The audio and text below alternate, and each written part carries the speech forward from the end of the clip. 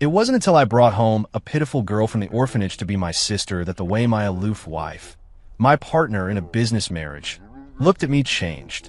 She suddenly started coming home every day, transforming from an ice queen into a clingy little wildcat, teasing me until my heart raced out of control.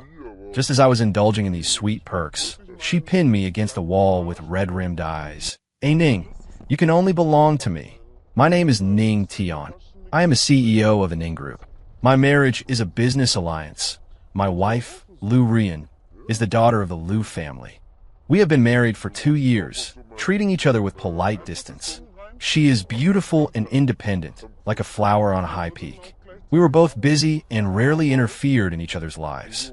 Until a month ago, when a business collaboration took me to an orphanage.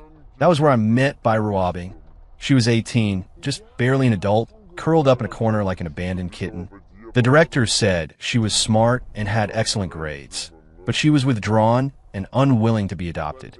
For some reason, seeing her clear yet stubborn gaze stirred something in my heart.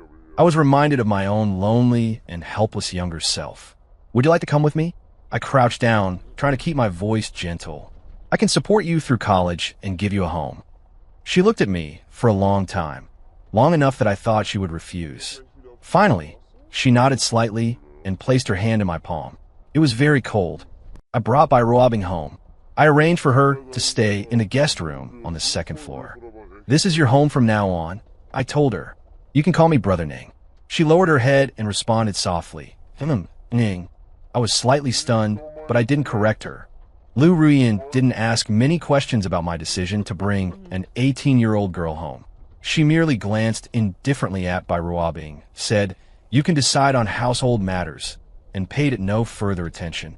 I thought this was just a small interlude in life. I didn't expect it to be the start of a storm.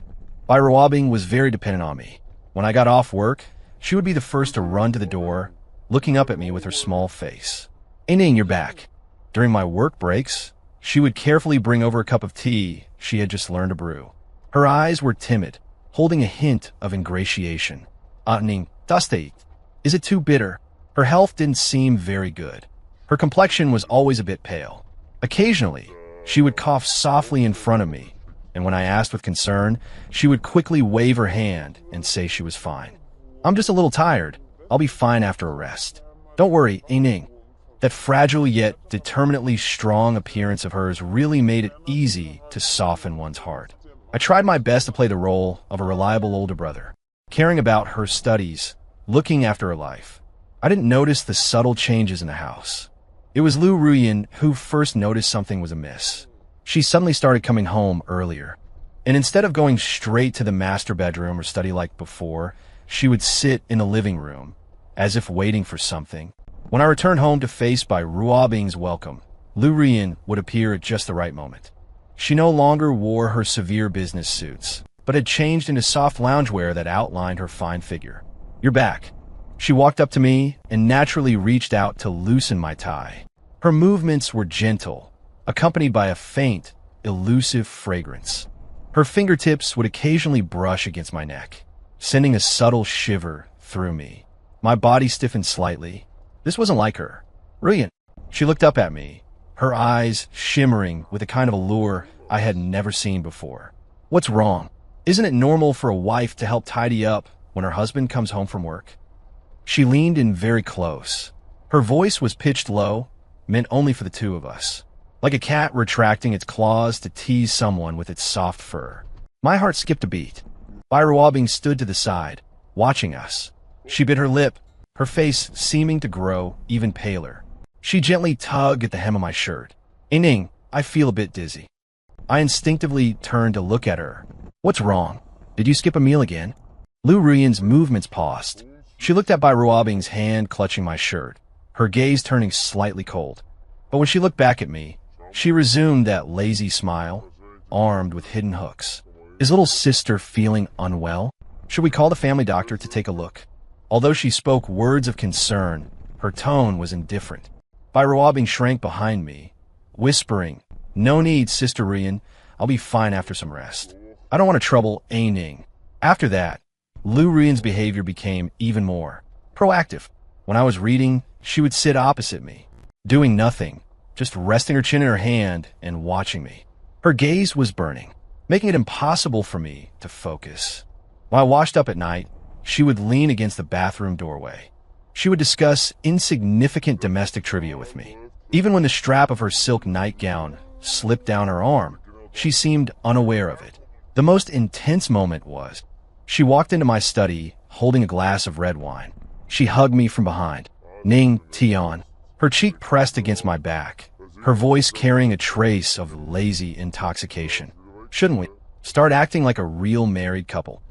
The documents in my hand almost fell to the floor. All the blood in my body seemed to rush to the top of my head.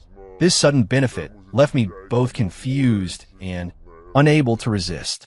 I almost drowned in her uncharacteristic passion. Until that afternoon, I finished my meeting early and went home. Opening the door, I saw Bai Ruobing slumped at the top of the stairs, her eyes rimmed red. Lu Ruyan stood before her, her expression cold. "What's going on?" I walked over quickly. Seeing me, Bai Ruobing's tears fell instantly. She extended her hand, revealing a tiny, almost invisible red mark on her wrist. "Ning, don't blame Sister Ruyan. I fell by myself, accidentally." Lu Ruyan sneered and crossed her arms. "I didn't even touch her." Bai Ruobing shrank back, tears falling even harder, looking at me helplessly. "I'm sorry, Ning. It's all my fault. For making Sister Ruyan angry." Looking at this chaotic scene, I felt a massive headache coming on. That night, I tried to communicate with Lu Ruyan. Ruobing is still young. She just came out of the orphanage, so she might be sensitive." Lu Ruyan was applying nail polish. Hearing this, she paused. She looked up at me, her eyes seemingly coated in a layer of ice. "So you think I'm bullying her?" "That's not what I meant." She stood up and walked in front of me. Her fingers lightly traced across my chest, yet her voice carried a bone-chilling coldness. "Ning Tian, you really care about her down to the finest detail, don't you?" She leaned close to my ear, her warm breath spraying against my earlobe. But the words she spoke sent a shiver through my heart.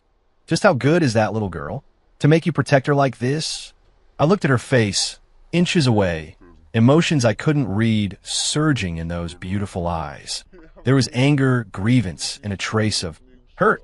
I suddenly realized, did she misunderstand something? Before I could figure out, Lu Ruyan had already taken a step back. She returned to that high and mighty, cold demeanor, as if the person questioning me with jealousy just now wasn't her. "Next week is the company's anniversary gala. Remember to clear your schedule." She turned and walked toward the bedroom, leaving behind an elegant yet distant silhouette. As my husband, you need to be by my side the entire time. The door closed softly. I stood rooted to the spot, feeling a mix of emotions. My wrist seemed to still retain the sensation of her fingertips tracing it. The air was still permeated with her cold fragrance. I lowered my head and looked at my hand. I smiled helplessly. What is all this? On one side, a sister who relies on me and looks fragile and innocent. On the other, a contracted wife who suddenly changed and is acting hot and cold. I felt like I was falling into a sweet, yet thorny whirlpool. After Lu Ruyan announced that I was to accompany her to the anniversary gala, the atmosphere at home became even more subtle. Bai Ruobing seemed to become even clingier. She seized almost every moment I was home to appear by my side. "Ning, I don't know how to do this math problem. Can you teach me?" She held a workbook, looking at me expectantly. I was just about to speak. Lu Ruyan walked over elegantly, holding a plate of washed grapes. She sat naturally on the armrest of the sofa beside me, leaning her body slightly toward me. She picked up a grape and held it to my lips. "Husband, taste it. It's very sweet." Her voice was gentle, carrying a tone that brooked no refusal. I looked at her fingers inches away and the crystal-clear grape, somewhat stunned. Bai Ruobing's fingers holding the workbook tightened slightly. Lu Ruyan smiled faintly, as if she had only just seen her. "Sister Ruobing is studying? So diligent. But for this kind of problem, just ask the family tutor.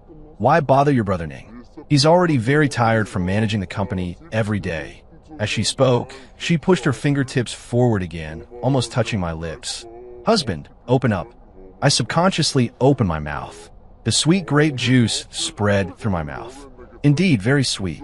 Bai Ruobing's face paled a little. She lowered her head and whispered, "I'm sorry, Aning. I didn't know you were so tired. I won't disturb you anymore." She hugged the workbook, turned, and ran upstairs. Her retreating figure looked somewhat frail and pitiful. Lu Ruyin watched her leave, the corners of her mouth curling into a barely discernible arc. She pulled out a tissue and deliberately wiped her hands. Kids just don't know any better. She leaned down and gently blew a breath into my ear. "Right, hubby?" The frequency with which she called me hubby had noticeably increased. Moreover, every time she said it, her tone was exceptionally lingering, carrying an implication of staking her claim. Looking at her profile inches away, my heartbeat became a bit erratic. This feeling of being cared for by her wasn't bad. In fact, I rather enjoyed it. The next day was the weekend. It was a rare day off for me at home. Bai Ruobing knocked on my study door.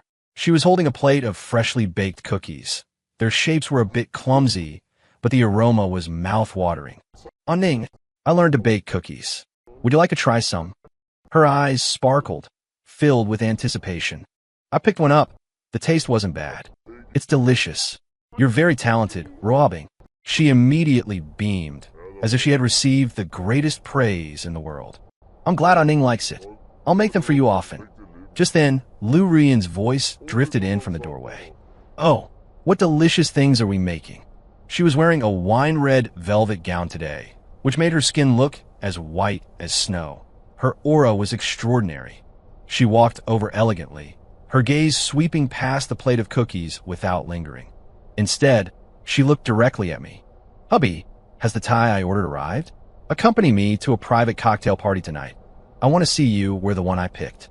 She walked up to my side, naturally picked up the water glass I'd been drinking from, and took a sip.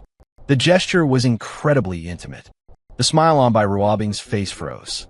She watched Lu Ruyin use the cup I had drunk from, and the light in her eyes dimmed. As if only just noticing her, Lu Ruyin offered a faint smile. "Little sister is here, too? The cookies are baked well, but your brother Ning has a weak stomach, so he should take it easy on rich, sweet things." As she spoke, she reached out to straighten my collar, which wasn't even messy. Her fingertips ghosted over my Adam's apple. "Right, hubby?" My throat felt a bit dry, so I could only nod. Bai Ruobing lowered her head silently, staring at the tips of her shoes. Her voice was as faint as a mosquito's buzz. "I understand, Sister Ruyin. I'm sorry, Aning. I didn't know your stomach was bad." She picked up the plate of cookies and whispered, "I'll go out now." Watching her dejected retreating figure, I felt a bit uneasy. Lu Ruyin, however, seemed like she had won a battle. Her mood was excellent.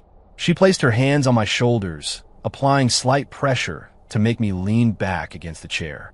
She looked down at me, her eyes holding a trace of slyness and triumph. "Ning Tian." She rarely called me by my full name. "Remember who you are." Her finger tapped lightly against my chest. "You are my husband, Lu Ruyin's husband." Her voice was soft, yet it carried an unquestionable dominance. In here, there can only be me. Looking at the clear possessiveness in her eyes, my heart gave a violent thud. This blunt declaration carried more impact than any roundabout flirting ever could. That evening, I accompanied Lu Ruyin to the private cocktail party as promised. She held my arm, handling herself with ease and looking radiant. In front of everyone, she treated me with the utmost respect. Talking and laughing, we appeared to be the picture of a loving couple. Only I knew that the hand resting in the crook of my arm would occasionally give me a sharp pinch, as if to remind me, don't get distracted. It was getting late when we returned home. The villa was quiet, lit only by a few wall sconces. As soon as we entered the living room, we saw Bai Ruobing curled up on the sofa, apparently asleep. She was covered only by a thin blanket. Hearing the commotion, she woke up. She rubbed her eyes, and upon seeing us, immediately stood up. "Aning, Sister Ruyin, you're back." Dressed in flimsy pajamas, she looked even more frail. I made some hangover soup. It's keeping warm in the kitchen. Would you like some?" Her eyes gazed at me timidly, filled with obvious concern. The smile on Lu Ruyin's face faded. She released my arm, crossed her own, and looked coldly at Bai Ruobing. "You're certainly thoughtful, little sister, staying up this late just to wait for us." Her tone was dripping with sarcasm. Bai Ruobing seemed frightened. She shrank back, her eyes instantly reddening. That's not it. I was just worried about Anning. She looked at me, tears welling up in her eyes. Anning, did I do something wrong again? Seeing her like this, my heart softened. No, Ruobing, thank you. I try to keep my voice gentle. It's late. Go get some rest so you don't catch a cold. Bai Ruobing nodded obediently, whispered good night, and quickly headed upstairs with her head down. Lu Rian watched coldly from the sidelines. Only when Bai Ruobing's figure disappeared at the top of the stairs did she let out a cold scoff. Truly heart-wrenching. She turned to face me, her eyes sharp. Ning Tian, do you enjoy being fought over by two women? I looked at her, a little helpless. Ruyan, she's just a child. A child? Lu Ruyan cut me off, stepping forward until she was almost pressed against me. She looked up at me, her red lips curving into a cold, alluring arc. 18, she's an adult. Her finger traced my thigh, slowly moving down, stopping at my chest. The way she looks at you isn't like a child looking at her brother. Her fingertip, through my shirt, gently poked my heart. This place, it better stay clear. Her voice carried a hint of warning. It was mixed with an indescribable allure. Don't forget who your wife is. With that, she didn't wait for my reaction, suddenly stood on her tiptoes and pressed a brief but distinct kiss on my lips. It carried the scent of wine and her unique fragrance. A touch and then gone. She stepped back, looking at my slightly stunned expression, and smiled with satisfaction. Her eyes were like a cat that had successfully stolen a fish. Good night, my husband. She turned, swaying gracefully as she walked towards the master bedroom, leaving me alone in the empty living room. On my lips, there seemed to linger the soft touch and faint hint of wine. The next morning, when I woke up, the touch of last night's kiss seemed to still linger on my lips. Walking into the dining room, Lu Rian was already seated there. She was dressed in an exquisite business suit, elegantly eating her breakfast. Seeing me, she looked up, her gaze calm and unruffled, as if she wasn't the one who had actively kissed me last night. Morning. She greeted me blandly and continued to look at the tablet in her hand. It was I who involuntarily felt my ears flush. Bai Ruobing was also in the dining room. Today, she wore a white dress, looking even more pure and innocent. She was carefully ladling porridge for me. Ning, it's good for your stomach to have some porridge in the morning. She gently placed a bowl in front of me, her eyes filled with anticipation. Thank you. I took the bowl. Lu Rian's gaze shifted from her tablet to Bai Ruobing. She said nothing, only picked up her coffee cup and took a slow sip. Her eyes held an air of condescending scrutiny. Bai Ruobing seemed to feel the pressure, her fingers subtly curling. She whispered to me, Ning, today, our school has a cultural performance, and I have solo dance. Can you come? Her eyes were timid, pleading. I really hope you can come. I was about to answer. Lu Rian put down her coffee cup with a crisp sound. She picked up a napkin and slowly wiped the corners of her mouth, her movements deliberate. At 3 this afternoon, the group has an important board meeting that requires your personal presence, husband. She looked at me, her tone brooking no argument. It concerns the strategic deployment for the next quarter, and all directors will be present. She specifically emphasized all directors. Bai Ruobing's face instantly dimmed. She lowered her head, twisting the hem of her dress. It's okay, Ning. Work is important. I was just asking. Her lost expression would soften anyone's heart. Lu Rian, however, seemed not to notice. She stood up and picked up her handbag. As she reached my side, she paused. Naturally, she leaned down and kissed my cheek. Husband, I'm going to the company. She straightened up, her gaze seemingly sweeping over Bai Ruobing's instantly pale face. A faint curve played at the corner of her lips. See you tonight. She turned and left, the sound of her high heels clicking on the floor, crisp and composed. Like a victorious queen, I touched the spot on my cheek where she had kissed me, feeling a strange sensation in my heart. This public declaration of her ownership caught me off guard, yet I also subtly enjoyed it. Bai Ruobing stood rooted, head down, shoulders trembling slightly. Ning. Her voice was choked. Am I? Very annoying. She looked up, her eyes red-rimmed at me. Sister Rian seems to dislike me very much. If I'm causing you trouble, I can move back to the orphanage." As she spoke, tears streamed down her face like broken pearls. Her fragile, helpless appearance squeezed my heart. "Don't talk nonsense." I sighed, pulled out a tissue, and handed it to her. "This is your home. Live here in peace." Ruyan, she just has a cold personality. She doesn't dislike you. I knew these words were a bit hollow. Ruabing took the tissue, wiped her tears, and forced a smile. I understand, Ning. Thank you." She lowered her head and whispered, "I'm going to school." Watching her lonely figure leave, I rubbed my temples. This, being caught in the middle, was not a pleasant feeling. In the afternoon, I presided over the board meeting on schedule. The agenda was important, certainly, but not so rigid that the time couldn't have been adjusted. I knew Lu Ruyan had done it on purpose. She was drawing a line in the sand, in her own way. After the meeting, I returned to my office. I received a video from Bai Ruabing on my phone. It was a clip of her pirouetting on stage in a ballet dress. Under the spotlight, she looked like a graceful butterfly, her smile pure and innocent. The caption read, "Ning, even though you couldn't make it, I still wanted to dance for you. I hope you like it." She was indeed beautiful in the video, possessing the unique vivacity of a young girl. I replied with a simple, "You danced beautifully." Almost at the exact moment I hit send, there was a knock on my office door. Lu Ruyan pushed the door open and walked in. She held a folder in her hand, as if she were there to discuss business. But her gaze landed precisely on my phone screen, which I hadn't had time to lock. On the screen was the freeze frame of Bai Ruabing dancing. Lu Ruyan's eyes instantly turned cold. She walked up to my desk and set the folder down. Leaning forward slightly, she braced her hands on the desk and looked me straight in the eye. It seems President Ning has plenty of free time. The corners of her red lips curved up, but her eyes were cold as ice.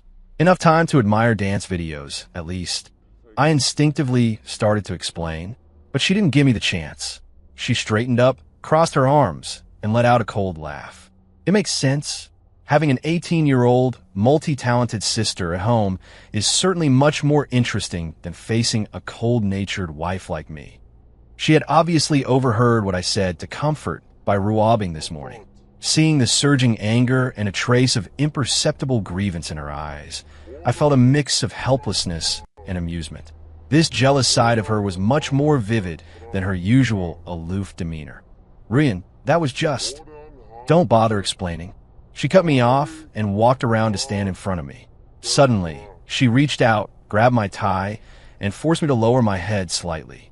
She brought her face close to mine, her breath brushing against my cheek. "Ning Tian."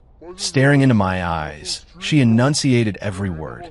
"I don't care if you see her as a sister or whatever else, but you need to be clear about who is the one standing by your side." Her voice was low, laced with a dangerous seduction. "Your eyes must look only at me." With that, she abruptly released my tie and turned to leave. She stopped at the door. Without looking back, she said indifferently, "Sleep in the master bedroom tonight. I've already had your pillow and pajamas moved there." The door clicked shut. I stood there, my tie still askew from her grip. The air still held the lingering scent of her cold fragrance. I mulled over her domineering, jealous words, and that command, "Sleep in the master bedroom tonight." My heart began to beat faster involuntarily. Lu Ruyan's words, "Sleep in a master bedroom tonight," were like a stone cast into the lake of my heart, sending out ripple after ripple. For the rest of the day, I was somewhat absent-minded. While processing documents, the image of her eyes, filled with slight anger and possessiveness as she grabbed my tie, kept floating before me. As soon as the workday ended, I left the office, nearly an hour earlier than usual. Pushing open the front door, I was surprised not to see Bai Ruabing. The living room was very quiet. Lu Ruyan was sitting on the sofa, seemingly reading a fashion magazine. She had changed out of her business suit into a set of dark green silk loungewear, which made her skin look like jade. Her long hair was let down casually, softening her usual sharp edge and adding a touch of domestic languor.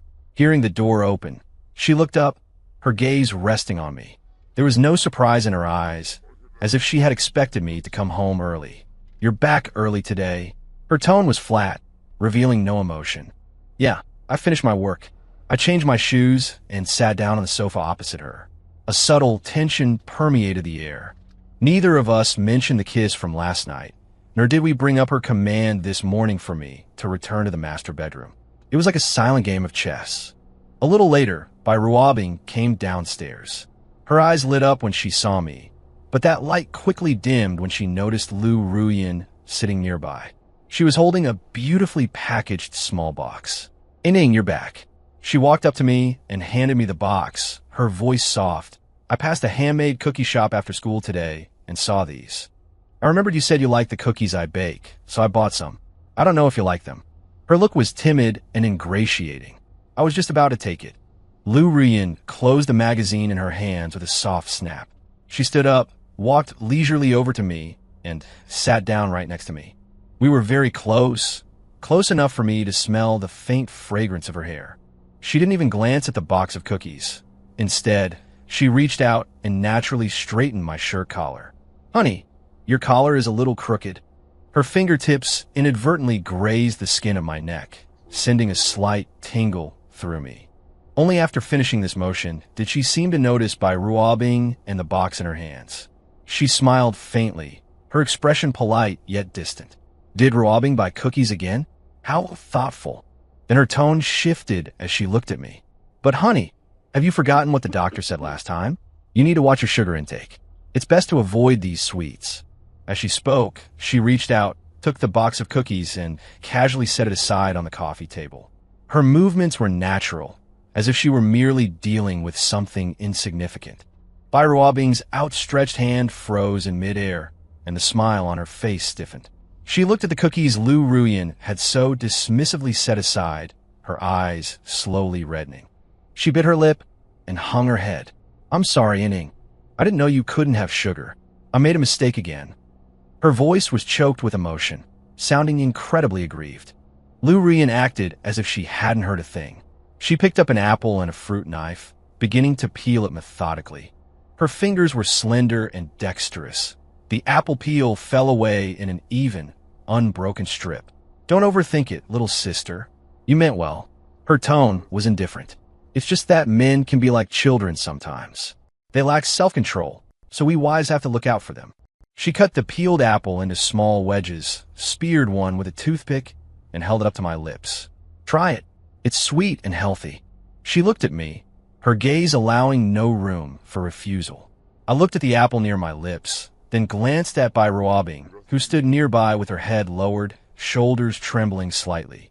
After a moment's hesitation, I opened my mouth. The apple was crisp and sweet.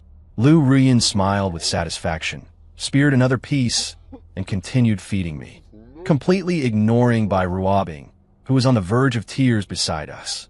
Ruabing stood there like an unwanted outsider. She watched Lu Ruyan intimately feeding me the apple, witnessing my submission to her. The tears finally spilled over. She turned abruptly and ran upstairs. The sound of her footsteps was accompanied by suppressed sobbing. I watched her disappearing figure, feeling a mixture of unease and guilt. Lu Ruyan, however, acted as if nothing had happened. She set down the remaining apple and pulled out a tissue to wipe her hands. It seems she is still too young. Her emotions are quite unstable. Her tone was flat. "You need to rest more. Don't let insignificant matters affect your mood." She stood up and looked down at me. "I'm going to take a shower."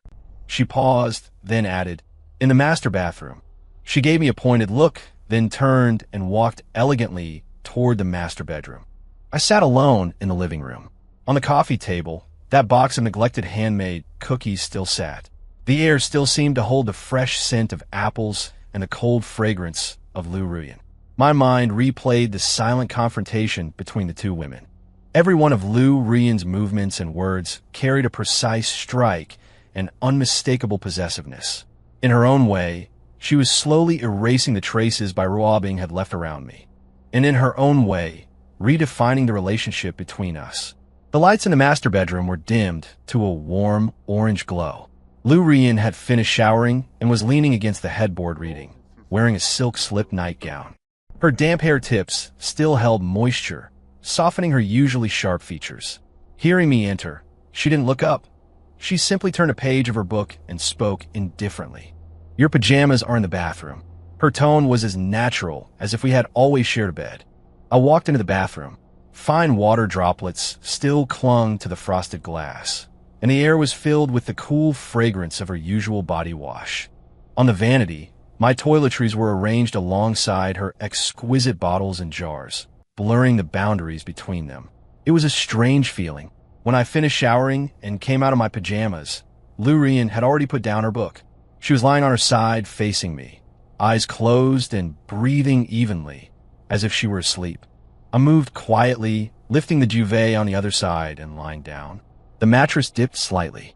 A polite distance remained between us, yet her scent and warmth silently drifted over. I turned off the bedside lamp on my side. The room plunged into darkness and silence. There was only the sound of our soft breathing. I thought I would suffer from insomnia, but surprisingly, surrounded by her familiar yet strange scent, I soon grew drowsy. In my half-asleep state, I felt a warm, soft body press against me.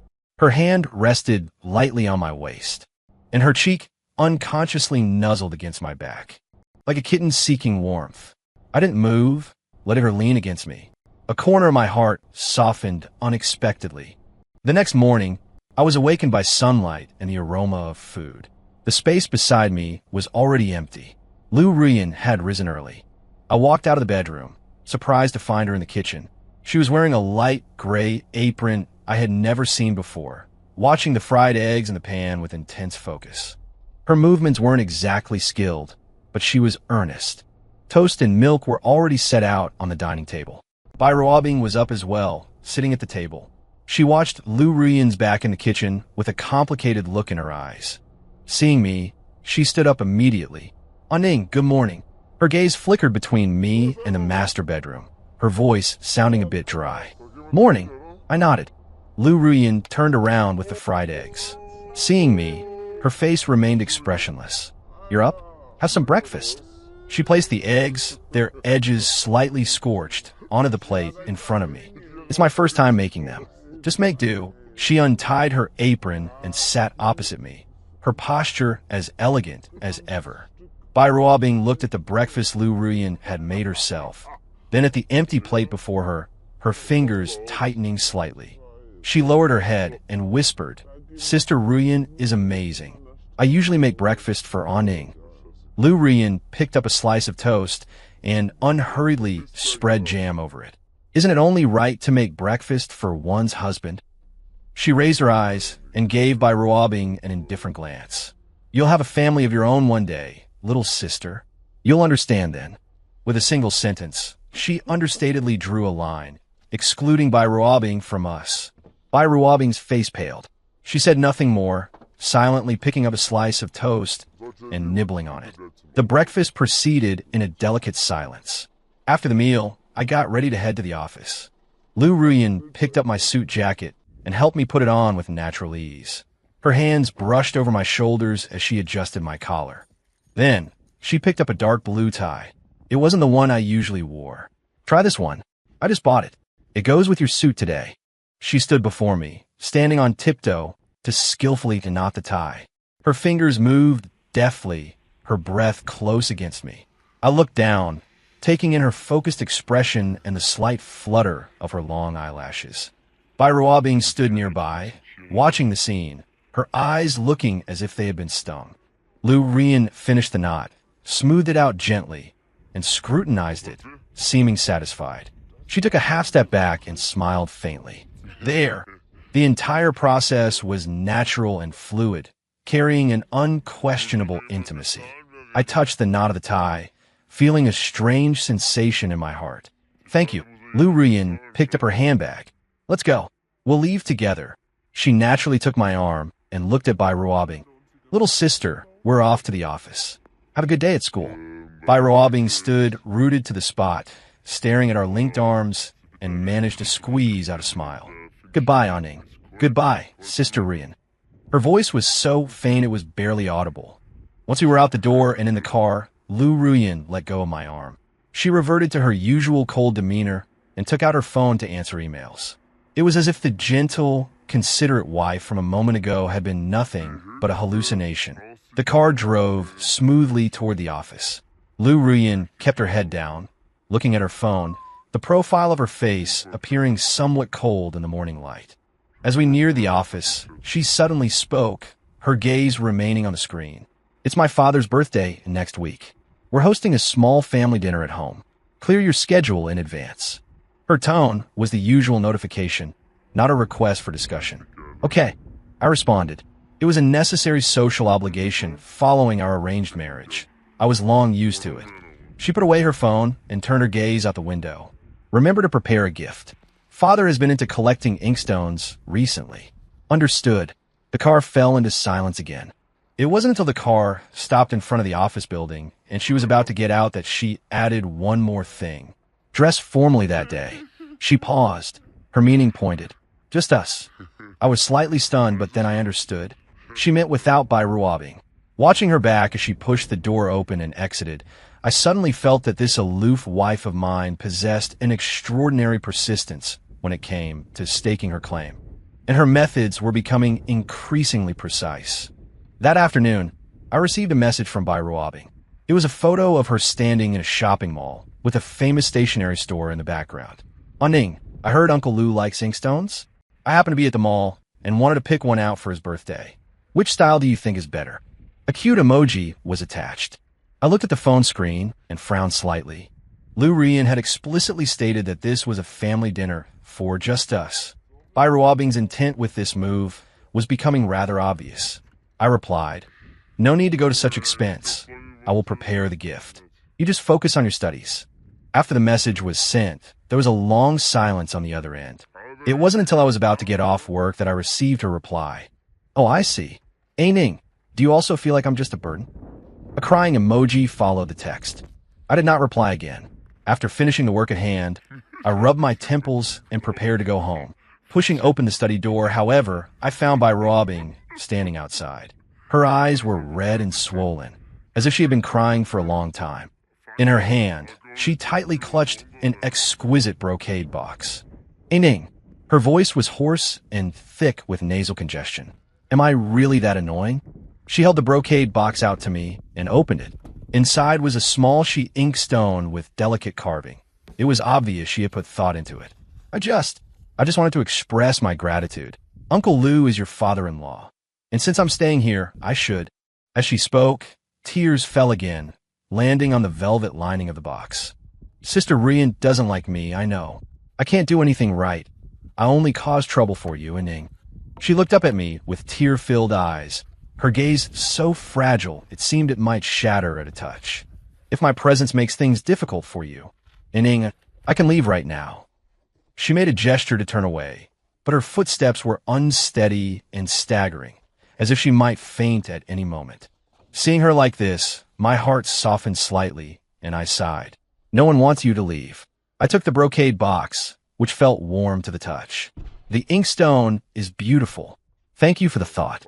Bairuabing immediately broke into a smile through her tears, as if she had received a heavenly reward. "Really? As long as you like it, Ning." She took a step forward, seeming to want to get closer to me, but ultimately stopped, simply looking at me with those wet, misty eyes. I knew it. Ning is the best. Just then, a slight cough came from the study doorway. Bairuabing and I turned our heads simultaneously. Lu Ruyan was standing there, arms crossed, leaning against the doorframe. I hadn't noticed when she arrived. She must have just returned home. She was still wearing the evening gown she had worn to the event, a black, off-shoulder long dress that outlined the perfect curves of her figure. Her face bore exquisite makeup, but her eyes were as cold as ice. Her gaze swept over the undried tear tracks on Bairuabing's face, then fell upon the open brocade box in my hand. The corner of her mouth curled into a faint, mocking arc. "It seems I've returned at a bad time." Her voice wasn't loud, but it carried thorns that pierced the air. Bairuabing acted like a frightened deer, abruptly taking a step back to hide behind me, whispering timidly, "Sister Ruyan." Lu Ruyan ignored her and walked straight up to me. She carried the cool scent of the outdoors and the faint aroma of wine. She glanced at the inkstone in my hand and gave a light chuckle. Little sister really is thoughtful, finding out my father's preferences so clearly. She raised her hand, not to take the inkstone, but to directly touch the front of my shirt, which had just been dampened by her sister's tears. Her fingertips were cool as they gently caressed the slightly wet fabric. Her movements carried a blatant intimacy and possessiveness. Her gaze, however, looked sharply at by Ruabing behind me. However, her red lips parted slightly, her voice holding a trace of lazy intoxication, yet remaining incredibly clear. My father, naturally, will be taken care of by me and my husband. There is no need to trouble. An outsider. She emphasized the word outsider with particular weight. Ruabing's face instantly turned as pale as paper. Her body swayed, and tears welled up again, but she bit her lip hard to keep herself from crying out. Lu Ruyan withdrew her hand, as if she had merely brushed away a speck of dust. She looked at me, her expression returning to calm, perhaps even carrying a hint of weariness. I'm tired. I'm going back to the room to rest. She turned, her skirt tracing an elegant arc. Reaching the doorway, she stopped without looking back, simply dropping a faint sentence. Husband, aren't you coming back to the room yet? Her voice carried a natural, unquestionable tone of urgency. I stood frozen in place, still holding the cold inkstone in my hand. Before me was Lu Ruyan's departing figure, proud and resolute. Behind me was the sound of Ruabing's suppressed, faint sobbing. The air was filled with the intense scent of gunpowder and jealousy left behind by the silent confrontation between the two women. I looked down at the brocade box in my hand. I placed it gently on the desk. Then, I stepped forward and walked in the direction of the master bedroom. Some boundaries. Must be clear. When I walked into the master bedroom, Lu Ruyan had already removed her makeup and changed into a nightgown. She was sitting at the vanity with her back to the door, brushing her hair. The mirror reflected her expressionless face. I closed the door. The only sound left in the room was her comb gliding through her long hair. Throw away the inkstone. She spoke suddenly, her voice calm and rippleless. I paused, stunned. That was a gesture of Ruabing's affection. Affection. She set down the comb and turned, fixing me with a sharp gaze. In what capacity does she offer this affection? A distant relative adopted by the Ning family? Or the god-sister you, Ning Tian, decided to claim? She stood up and walked toward me, step by step. A faint post-bath fragrance lingered around her. Ning Tian, don't play dumb. She looked up at me, her eyes holding a piercing, all-knowing coldness. The way she looks at you is not how a sister looks at a brother. Her finger tapped lightly against my chest. She is provoking me, using her youth, her tears, and her so-called fragility. I caught the hand resting on my chest. It felt slightly cool to the touch. She's just an 18-year-old child. She just left the orphanage and feels insecure. Lu Ruyan let me hold her hand, the corner of her mouth curling into a sarcastic arc. 18 years old, yet she already knows how to exploit a man's sympathy. She leaned in close, her breath brushing against my jawline. And you see it clearly, yet you still indulge her. Her other hand caressed my cheek, her fingertips cool. Is it because you enjoy the feeling of being needed? My husband. She spoke those last two words with deliberate lightness, yet they carried the weight of 1,000 pounds. I looked into her eyes, inches from mine. There was anger, dissatisfaction, and a trace of something I had deliberately ignored. Care. I'm not indulging her. I sighed. I just feel sorry for her. Sorry for her. Lu Ruyan let out a soft laugh, though her eyes grew colder. There are plenty of pitiful people in this world. Why don't you just move the entire orphanage into our home? She pulled her hand free, stepped back, and crossed her arms. Tomorrow, I'll have my assistant contact a reputable international boarding school. The environment is excellent. The management is strict, and it will be perfect for her to focus on her studies. She used a tone of finality, leaving no room for negotiation. I frowned. Ruyan, isn't that a bit too? Too what? She cut me off, her gaze sharp. Too heartless? Or does it ruin your fun of keeping a mistress tucked away? Her words were becoming cutting. Ning Tian, our marriage isn't just about two people. It concerns both the Lu and Ning families. She walked to the window, staring out at the heavy night. I don't want some insignificant person causing ugly rumors. Her silhouette under the light seemed aloof, yet bore a trace of imperceptible fatigue. Watching her, I suddenly realized that her recent transformation, her assertiveness, her jealousy, wasn't just about robbing. It was also because of what this marriage represented, the family ties and dignity that cannot be easily severed. The next morning, the atmosphere at the dining table was exceptionally heavy. Robbing's eyes were swollen like walnuts. She had obviously cried all night.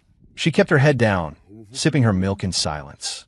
Lu Rian, on the other hand, acted as if nothing had happened, eating her breakfast elegantly and occasionally confirming my work schedule for the day. "All right," she said, as if suddenly remembering something. She set down her coffee cup and looked at Robbing. "Sister Robbing, considering your college entrance exams are coming up, Ning Tian and I discussed it and feel you need a quieter environment for your studies." Robbing's grip on her cup tightened violently, her knuckles turning white. She looked up at Lu Ruyan in disbelief, then quickly cast a pleading look at me. Her eyes were filled with panic and fear. Lu Ruyan pretended not to notice and continued in a flat tone. "We found an excellent boarding school for you. You can complete the enrollment procedures this weekend." "No, I won't." Robbing shot up from her chair, knocking over her milk cup. The white liquid spilled across the table. Her face was deathly pale, her whole body trembling. "Ning, I don't want to go to boarding school. I don't want to leave here. Please." She rushed over to me and grabbed my arm, tears streaming down her face. "Ning, don't drive me away. I'll be good, I promise. I'll never make Sister Rian angry again. Don't send me away." She was sobbing so hard she could barely breathe, looking as fragile as a withered leaf in the wind. Seeing her like this, I felt a tightness in my chest. "Robbing, calm down. This is just for the sake of your studies." "It's not for my studies." Robbing screamed, cutting me off. She pointed at Lu Ruyan, her eyes filled with resentment. "It's her. She can't stand me. She wants to kick me out." Lu Ruyan watched her coldly, saying nothing, her eyes holding a hint of disdain. "Ning." Robbing gripped my arm tightly, her fingernails almost digging into my flesh. "You promised to give me a home. You said this was my home. You can't go back on your word." Her voice was shrill, filled with desperate accusation. I looked at her hysterical state, then glanced at Lu Ruyan, who was watching coldly from the side. For a moment, I didn't know how to respond. Lu Ruyan slowly stood up and dabbed the corners of her mouth with a napkin. She walked over to Robbing, towering over her. "Home." Her red lips parted slightly, her voice as cold as ice. "This is my and Ning Tian's home." Her gaze swept over Robbing's hand clutching my arm, her eyes sharpening. "Let go." Robbing was intimidated by her imposing presence, and her grip subconsciously loosened. Lu Ruyan reached out. Her movement seemed gentle, yet carried a force that brooked no refusal as she brushed Robbing's hand off my arm. Then, she linked her arm with mine and pulled me back a step, putting distance between us and Robbing. She looked at the pail, teetering Robbing, and spoke clearly, enunciating every word. "Remember your place, and remember his. My husband is not someone you should be coveting." With that, she didn't spare Robbing another glance. She turned, holding onto my arm. "Let's go, honey. We're going to be late." Her voice had returned to its usual calm, as if the sharp-tongued woman from moments ago had been someone else entirely. As she led me toward the door, I couldn't help but look back. Robbing was still standing there, her head lowered, her long hair obscuring her expression. Only her tightly clenched, slightly trembling fists betrayed her emotions. I knew this matter wouldn't end so simply. Over the next few days, the atmosphere in the house plummeted to freezing. Robbing no longer actively appeared in front of me, as she used to. She kept herself locked in her room, only appearing silently for meals. She became very quiet. She stopped speaking and no longer showed that timid, fawning smile. She would just keep her head down, eat silently, and then leave quickly, like a pale shadow. But the look in her eyes when she glanced at Lu Ruyan would occasionally leak a trace of unsuppressible coldness and resentment. Lu Ruyan, on the other hand, completely ignored her existence. She seemed very satisfied with the current state of affairs and became increasingly meticulously attentive toward me. This attentiveness carried a clear label of possession. In the morning, She would personally choose my tie and match my cufflinks. "This color suits you." As she stood on tiptoes to adjust it for me, her gaze would inadvertently sweep over the silent by ruabbing in the dining room. When I got off work, if I was even slightly late, her call would come right on time. "Honey, where are you? The food is getting cold." Her voice was gentle, yet it carried an unquestionable tone of checking up on me. In the evenings, she would find various reasons to keep me in a master bedroom. Sometimes it was to discuss business, other times simply to make me watch a boring movie with her. She would lean against me, a faint fragrance radiating from her body, like a cat marking its territory. I knew what she was doing. She was using this subtle, dense method to completely isolate by ruabbing from my world. And I tacitly consented to this behavior. On Friday night, Lu Ruyan had a social engagement she couldn't get out of. For once, she wasn't home for dinner. It was just me and by ruabbing at the table. She sat opposite me, eating in small bites, still silent. Halfway through the meal, she suddenly put down her chopsticks and looked up at me. It was the first time in days she had looked me in the eye.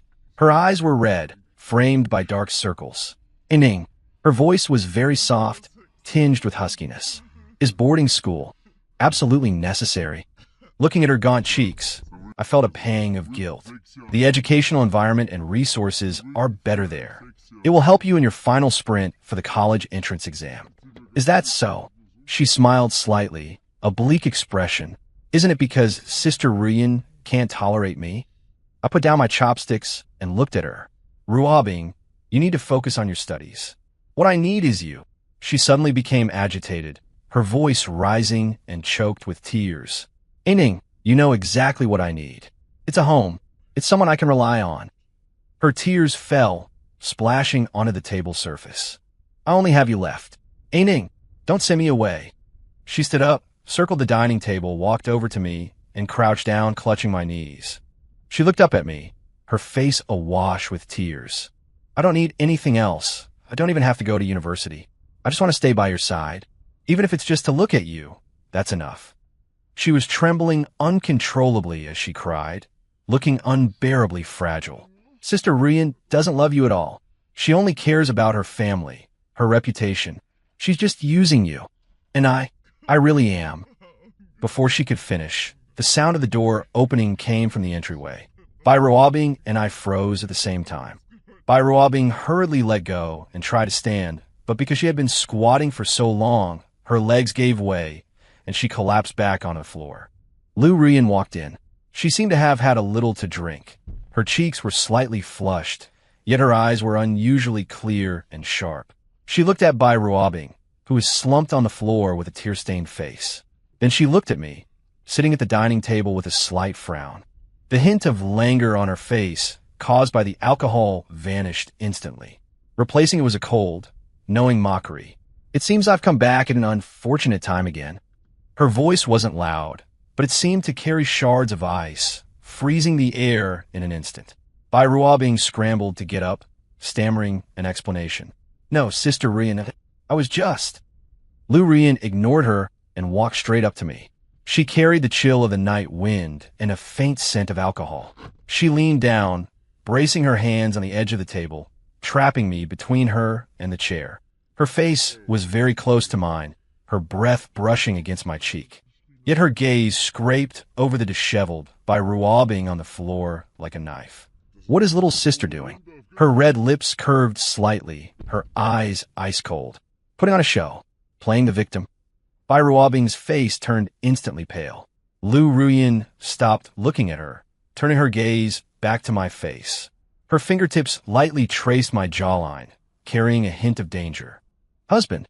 Her voice was low, tinged with a slight tipsiness and a trace of barely perceptible grievance.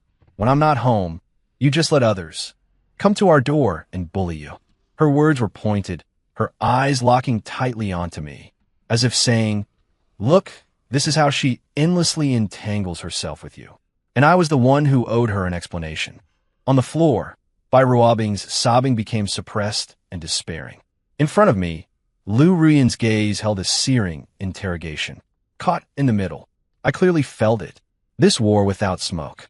Because of Lu Ruyan's return, it had escalated once again. Lu Ruyan's gaze seemed to have hooks, latching firmly onto me. Bai Ruobing let out a weak whimper from the floor, exceptionally clear in the silent dining room. I raised my hand and gently grasped Lu Ruyan's finger resting on my jaw. Her fingertip was slightly cool. "You've had too much to drink." I looked at her, my voice calm.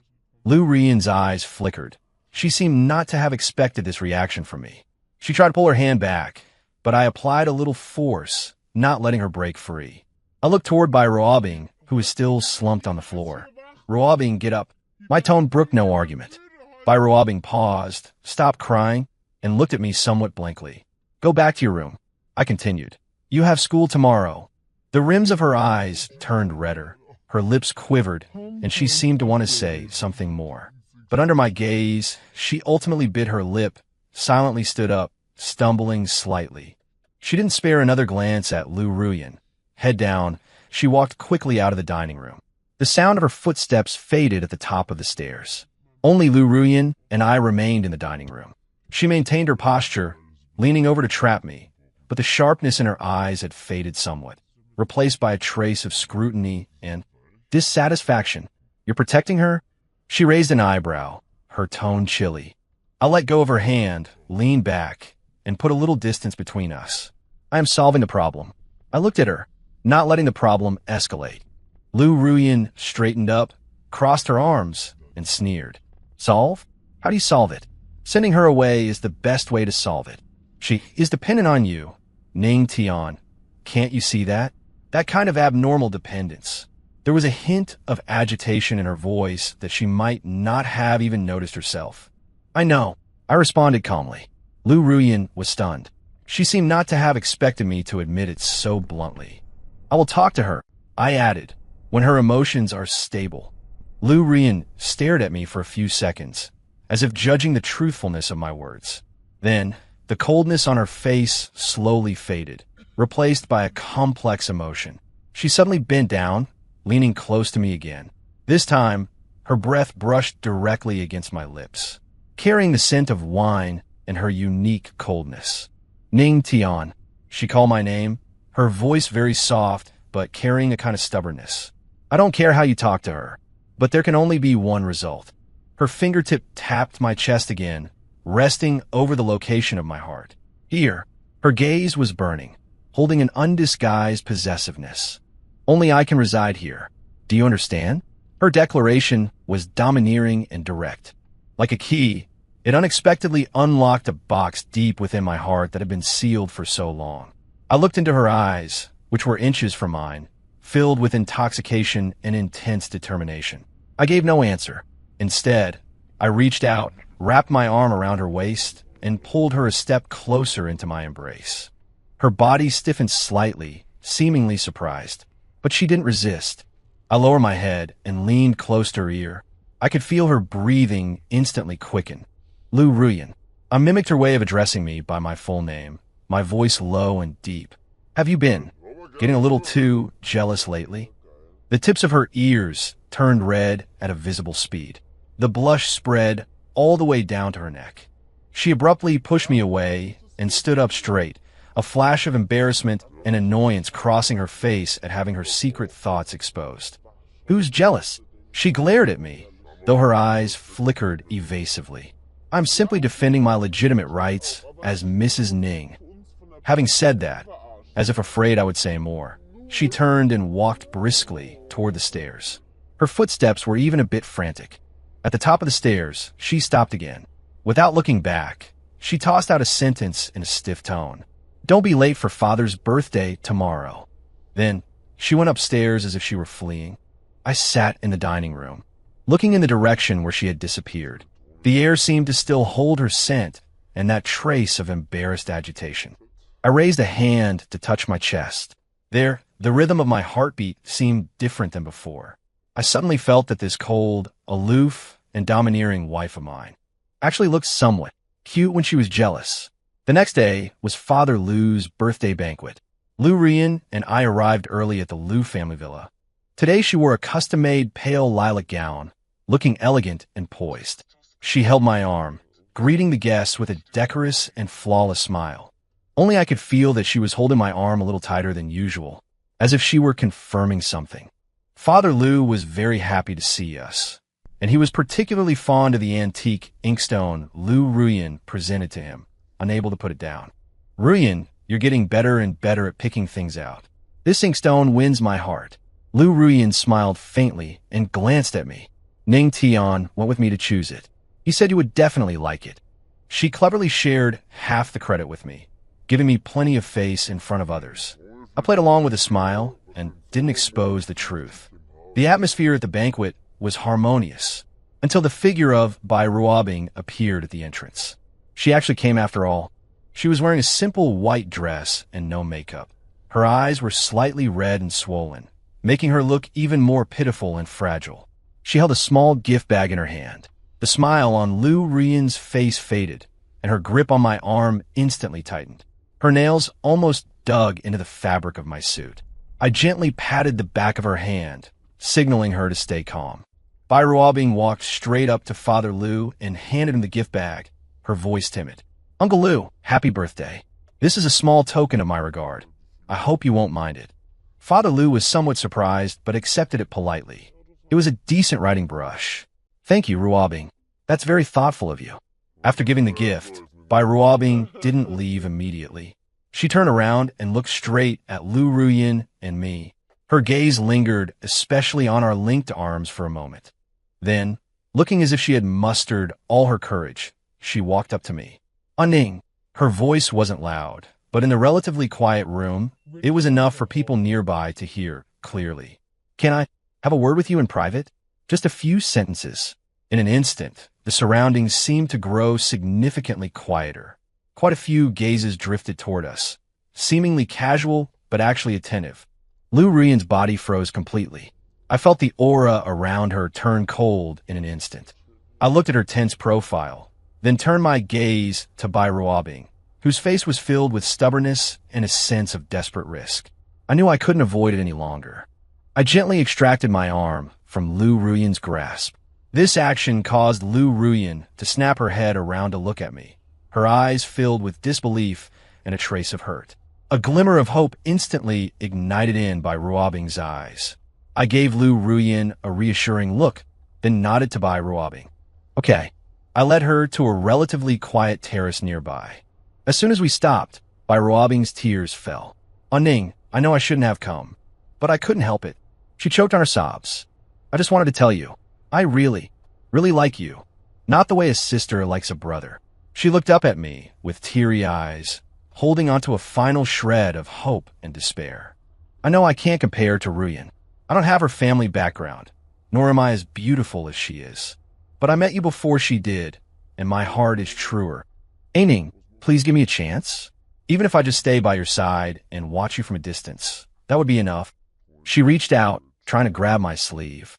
I took a step back, avoiding her hand, and looked at her with a calm gaze. Ruobing, my voice was steady, without a single ripple.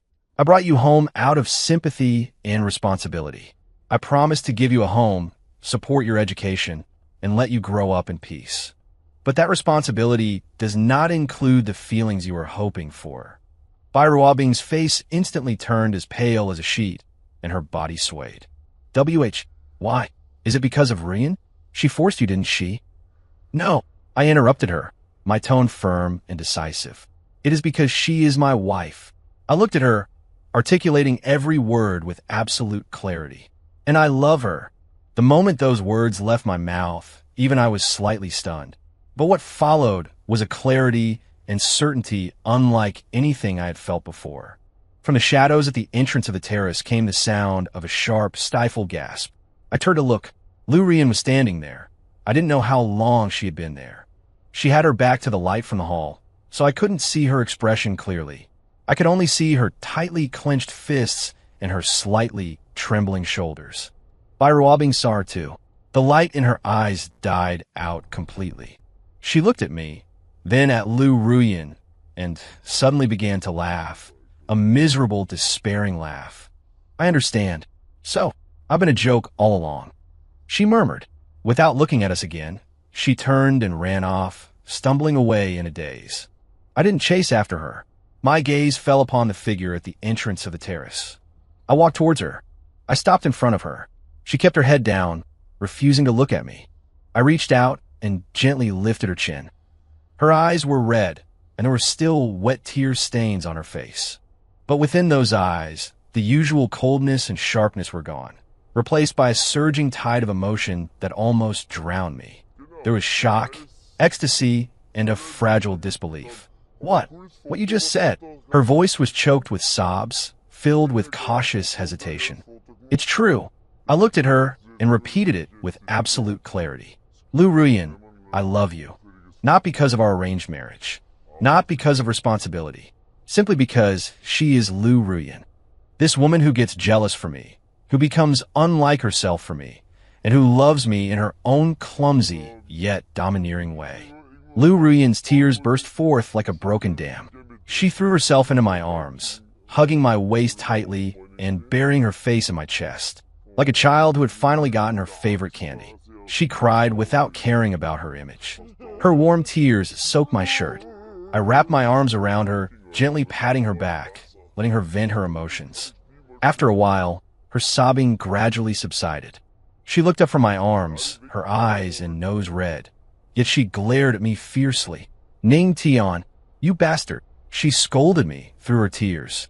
You made me sad for so long. I lowered my head and kissed her wet eyes. My fault. She punched my chest again. From now on, your eyes and your heart can only hold me. Okay, you're not allowed to look at another woman ever again. Okay, you're not allowed to be soft-hearted towards others. Okay. For every command she gave, I agreed, until she could no longer find anything to forbid. She looked at me, then suddenly stood on her tiptoes and kissed my lips. It tasted of salty tears and a burning determination of something lost and found. The kiss was domineering, lingering, and brooked no refusal. It was as if she were branding an eternal mark upon me. When the kiss ended, she was panting slightly, her cheeks flushed crimson. Yet her eyes were shockingly bright, filled with the usual dominance and possessiveness that belonged to Lu Ruyan. She looked at me and declared, articulating every word, Ning Tian, listen to me closely. From the strands of your hair to the tips of your toes, from this life to the next, you can only be mine. Seeing her looking so domineering yet adorable, I couldn't help but chuckle softly. I pulled her tighter into my arms. Emmet, I am yours. All of me is yours. Outside the window, the moonlight was beautiful. Inside the hall, the party was in full swing. But here, there was just me and my domineering wife.